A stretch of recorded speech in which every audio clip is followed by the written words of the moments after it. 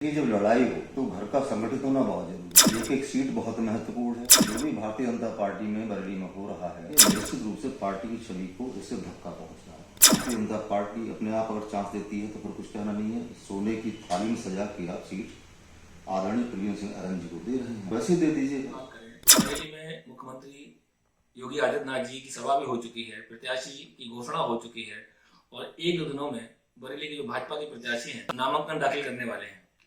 इस सब के बीच बरेली में एक तूफान सा भाजपा के अंदर आया हुआ है। पार्टी के ही लोग पार्टी का ही विरोध कर रहे हैं, कारण कुछ भी हो, लेकिन ये बहुत अच्छे संकेत नहीं माने जा रहे। नमस्कार, मैं हूं विशाल और आप देख रहे हैं बरेली लाइव। इस भाजपा की इस उथल पुथल में समाज में जो मैसेज जा रहा है, तो हमारे साथ आज मौजूद हैं वरिष्ठ चिकित्सक और राजनीति में बहुत राष्ट्रीय स्तर पर सक्रिय रहे डॉक्टर सत्येंद्र सिंह, जो संघ से भी जुड़े रहे हैं, दूसरे दलों की राजनीति में भी उन्होंने की है। आइए उनसे बात करते हैं कि भाजपा के इस जो बरेली भाजपा है उसमें इस उथल पुथल का क्या असर पड़ेगा इस चुनाव पर। डॉक्टर नमस्कार। नमस्कार, बहुत स्वागत है आपका बरेली लाइव में। धन्यवाद। बरेली लाइव ये जो प्रत्याशी भाजपा का आ चुका, आप मोदी जी के सपोर्टर हैं और जो पहले हमारे सांसद रहे हैं 8 बार के, उनसे बहुत प्रगाढ़ आपके रिश्ते रहे हैं जी। तो इस जो विवाद बरेली में चल रहा है उसे किस दृष्टि से देखते हैं, क्या है मतलब? देखिए, जब लड़ाई हो तो घर का संगठित होना बहुत जरूरी है और किसी भी लड़ाई में दुश्मन को कमजोर नहीं समझना चाहिए।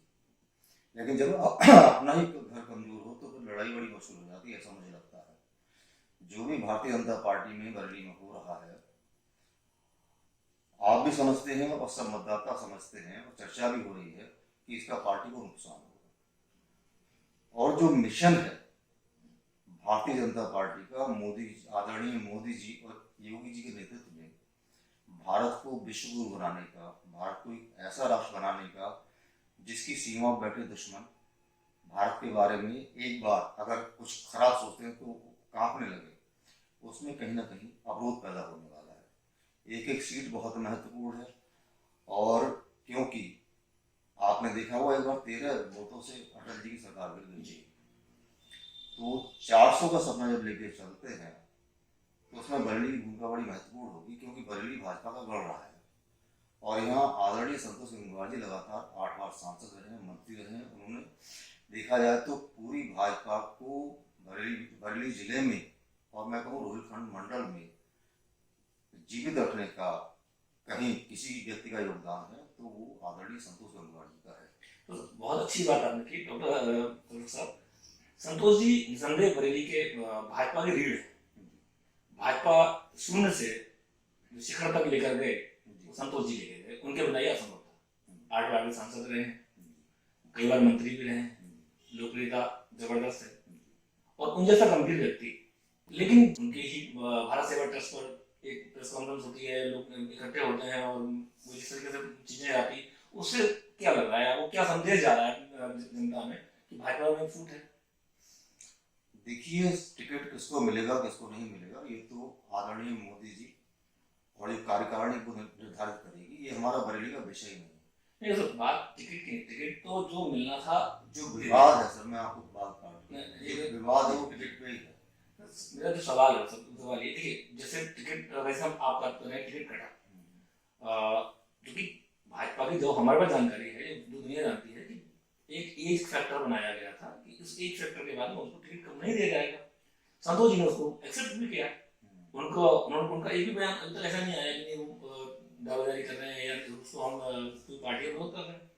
इसके बावजूद दूसरा सवाल ये उठता है, जो चर्चा है वो ये है कि हमने टिकट काटा, अपनी पार्टी ने टिकट काटा किसी का, संतोष जी का टिकट कटा है तो उनसे बेहतर आना चाहिए था। तो क्या आपको लगता है जो वर्तमान जो प्रत्याशी भाजपा ने घोषित किए हैं वो संतोष जी से बेहतर है?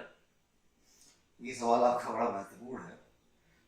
कहीं भी कोई प्रत्याशी डिसाइड किया जाता है तो उसके बारे में कई सारे फैक्टर होते हैं और कहीं ना कहीं भारतीय कोई जनता पार्टी जातिवादी पार्टी नहीं है, ना ऐसी राजनीति करती है, लेकिन कहीं ना कहीं जातिगत समीकरण देखे जाते हैं।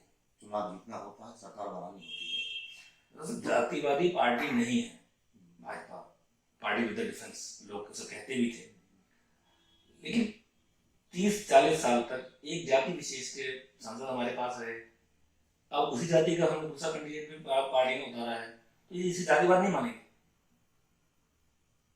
मैंने बताया कई सारे फैक्टर काम करते हैं, जाति भी एक महत्वपूर्ण पार्ट जरूर होता है चुनावों में खासकर, लेकिन कहीं ना कहीं भारतीय जनता पार्टी जातिवादी राजनीति नहीं करती। उसका मूल उद्देश्य हिंदू और जो सनातन धर्म को मानने वाले जो हिंदुस्तान की नेटिव लोग हैं यहाँ के, और यहाँ की संस्कृति है, उसको साथ लेकर के चलना।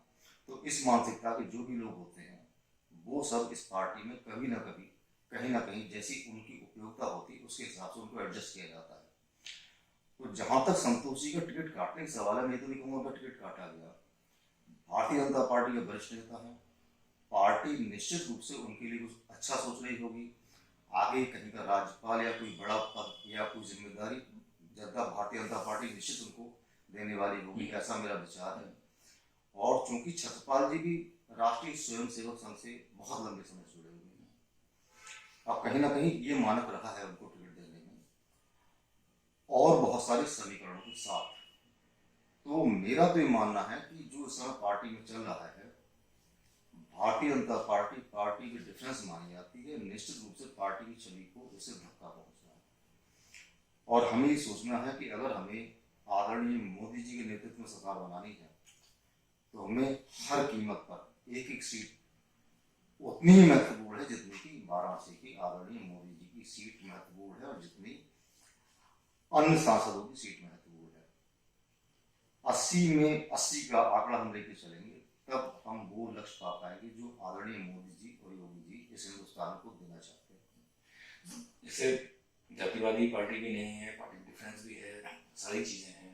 आप लेकिन ये आप मान रहे हैं कि जो वर्तमान में बरेली की जो सीट है, जो बरेली में जो हो रहा है भाजपा में, उससे एक नेगेटिव इम्पैक्ट आएगा। क्या वोटर कंफ्यूज नहीं हो रहा? वोटर इस समय जो पूरे शहर में माहौल लग रहा है, पूरी जो लोकसभा क्षेत्र में माहौल लग रहा है, वोटर इसमें उदासीन है, मतलब बहुत ज्यादा परेशान सा दिखाई दे रहा है। मैंने बताया नुकसान तो होगा। जब हम लड़ाई लड़ने जाते हैं तो हमारा घर का संगठित होना बहुत जरूरी है, और निश्चित रूप से भारतीय जनता पार्टी को उससे नुकसान होगा समय रहते अगर इसको सब ठीक नहीं किया गया।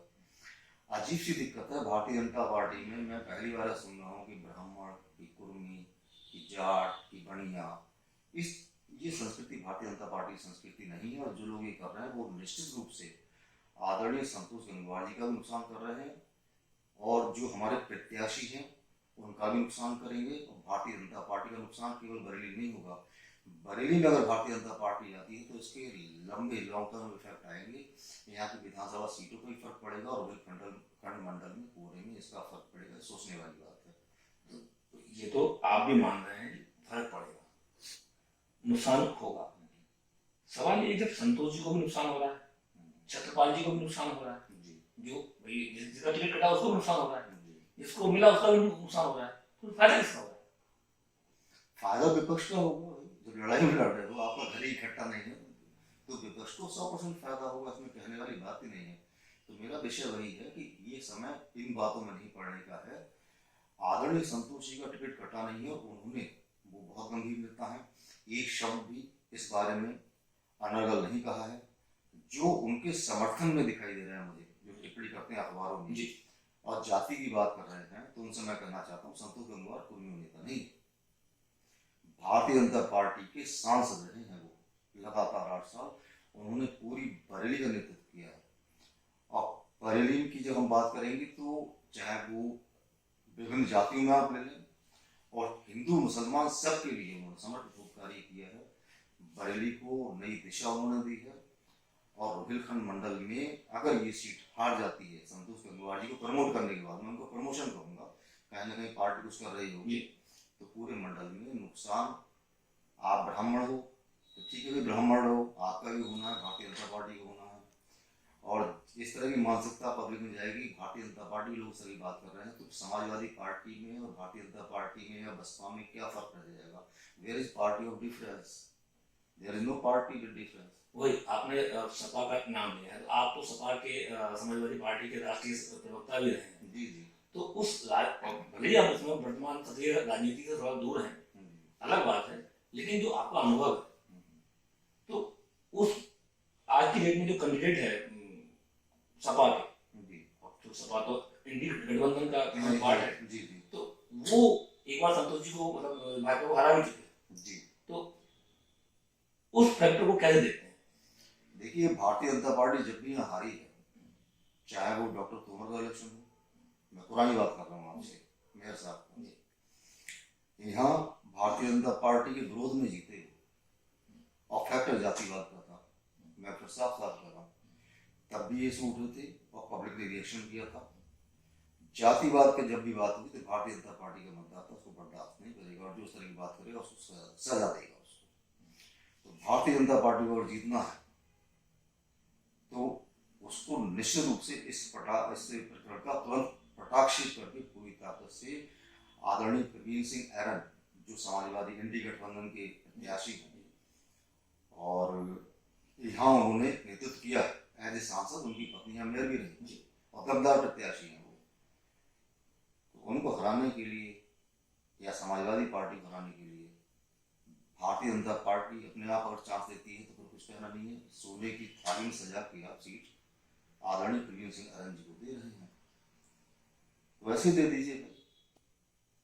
और जहां तक अखिलेश जी की बात करी, वो अच्छे व्यक्ति हैं, उनके बारे में कभी मैं विपरीत थोड़ी नहीं करता हूँ, लेकिन मैं चूंकि प्रधानमंत्री पद पे मोदी देखना चाहता हूँ तो मैं मोदी चाहता हूँ सीट खा। फिर एक बात पर जी आपकी बात कहना नहीं चाहिए, हमारे प्रत्याशी मोदी जी हैं और हमारे प्रत्याशी आदरणीय छत्रपाल गंगवार जी हैं। हम सबको संगठित होकर उन्हें इस सीट पर जिताना है, उन्हें बरेली का सांसद बनाना है और मोदी जी की कोई भी सीट खराब नहीं होने देनी है। बरेली बहुत महत्वपूर्ण है, इस बात का ध्यान रखें। बहुत बहुत धन्यवाद। यहाँ डॉक्टर सत्येंद्र सिंह जो बता रहे हैं, बरेली बहुत महत्वपूर्ण सीट है, हर सीट पर कैंडिडेट जो है वो प्रधानमंत्री मोदी हैं। तीसरी बार उन्हें प्रधानमंत्री बनते हुए देखने का सबका सपना है।